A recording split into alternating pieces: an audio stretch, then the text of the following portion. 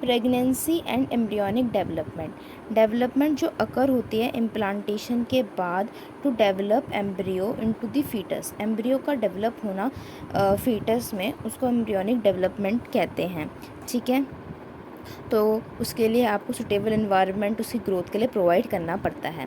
Chronic Willie का मतलब होता है इम्प्लांटेशन के बाद जो ट्रोपोब्लास्ट जो होती है उसमें एक फिंगर लाइक प्रोजेक्शन अपेयर हो जाते हैं, तो उसी को आप क्रोनिक विली कहते हैं।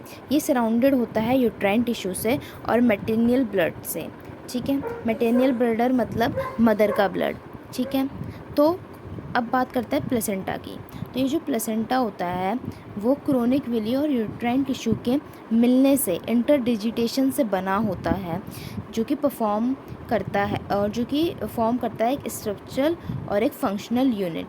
ठीक है, ये फीटस और मैटरनियल बॉडी के बीच में बिटवीन प्रेजेंट होता है, फॉर्म्ड होता है। इसके फंक्शन होते हैं ट्रांसफ़र करना ऑक्सीजन और वेस्ट प्रोडक्ट को रिमूव करना। ये इसका काम न्यूट्रिएंट को स्टोर करना भी होता है, और ये न्यूट्रिएंट से मिलते हैं यूम्बाइकल कोड से, जो कि कनेक्ट करता है फीटस और मैटरनियल बॉडी को। तो जो अम्बाइकल कोड है वो कनेक्ट करती है फीटस और मैटरनियल बॉडी को, और जो कि ट्रांसफ़र करती है न्यूट्रिएंट को। और ये जो न्यूट्रिएंट हैं अम्बाइकल कोड से ट्रांसफ़र होके प्लेसेंटा में जाके स्टोर होते हैं, और जब ज़रूरत पड़ती है एम्ब्रियो को तो उसके पास जाके चले जाते हैं, मतलब उस पर चले जाते हैं। और ये जो प्लेसेंटा होता है ये एज अ एंडोक्राइन ग्लैंड भी एक्ट करता है, और ये सिक्रीट करता है hormone HCG, HPI, oestrogen, progesterone, CRH. ठीक है, रिलैक्सिन, ये रिलैक्सिन लिखा है।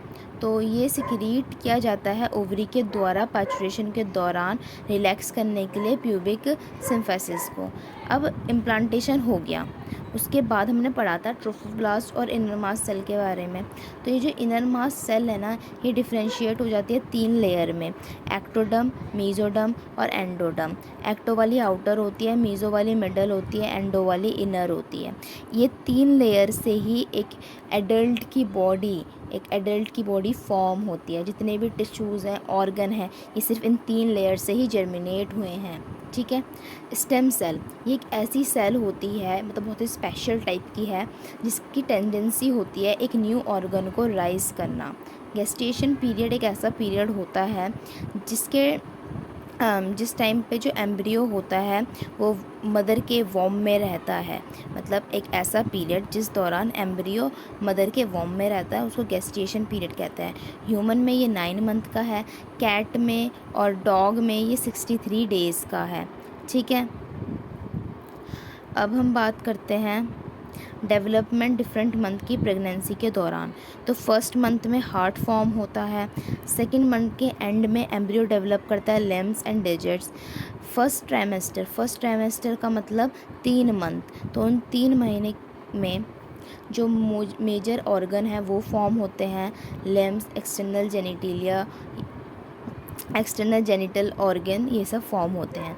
5th मंथ में फर्स्ट मूवमेंट होती है और हेयर्स आते हैं हेड पे, और 6th मंथ पे मतलब सेकेंड ट्राइमेस्टर में फाइन बॉडी हेयर्स, आईलिड, ये सेपरेट लिखा है, सेपरेट होते हैं, और आईलैशेस भी डेवलप होती हैं। 9th मंथ पे जो फीटस होता है वो फुली डेवलप हो जाता है और रेडी हो जाता है डिलीवरी के लिए।